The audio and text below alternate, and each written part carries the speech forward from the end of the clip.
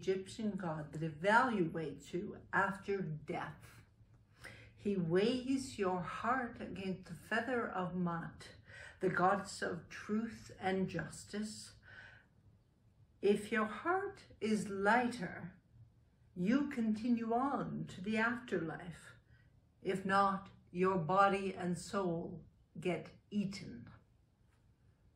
Anubis sits on the floor playing with the scale to weigh my heart against the feather of Mat. Talking with Anubis. Who am I now? I have been plagued by this question for weeks now. It has never left me. It pops up on the YouTube videos that I watch, the conversations and confessions I have with my daughter, the recent loss of a friend to cancer. I considered imagining who I was in high school and realized, like most of us, I had no idea who I was in high school.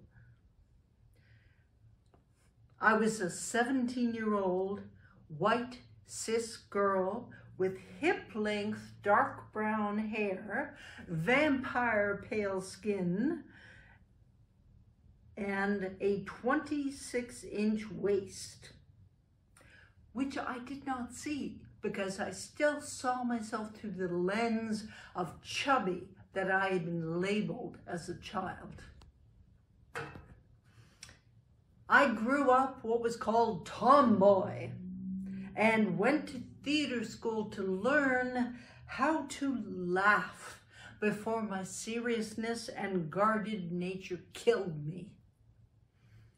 Leaping the decades, I find I am a middle-aged artist with an adult child. Another thing that I changed my mind about. Though my parents did not yell or swear, my neighborhood did, and outdoors I became a foul-mouthed child who never forgot the power of being a little girl bellowing, "Fuck off!" to all the local bullies. In high school, a friend's older sister grabbed me on a bus and begged me not to go to university because what guy would have me then? I have one college degree and 2 postgraduate degrees. I internalized the fuck you. And throughout my life, I followed its angelic song like St. John's radiant voices in the fields, telling her to just do it anyway. I know that is what's called privilege. I had this crazy teacher from Paris who spoke openly of the fuck you as a bouffon trait, although I have always walked the world as a clown. But now, time and my body are changing me outside of my grit and will. Now, like Lear's fool, I slowly succumb to the weight of the tempest dark days surrounding me. My disability is disabling me, and day by day will slowly roll me down the ramp of incapacitation. Statistics say I have a 15% shorter lifespan expectancy than normal. That half of the people with MS deal with clinical depression, for which they openly offer drugs. I don't seem to suffer from this yet, so I can still laugh without cynicism. And like AIDS, I am more likely to die of the complications of MS.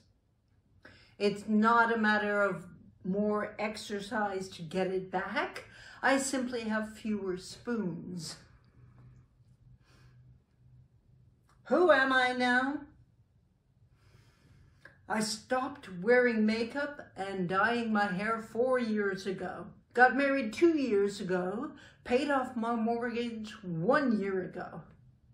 I live in perpetual fear that I will become trapped within my own body and lose communication to those I love. And I am a strong supporter of Canadian laws supporting the right to die, pro-choice feminism, Black Lives Matter, Indigenous Reparation Acts, affordable healthcare, education, and housing. Every day I carry my impending doom, but so do you. I can drive, I have a walker, a loving family, shelter, access to heat, food, clean water, and the internet. I am happy to have made it thus far. I stumble in gratitude with a pocket full of fuck yous at my fingertips.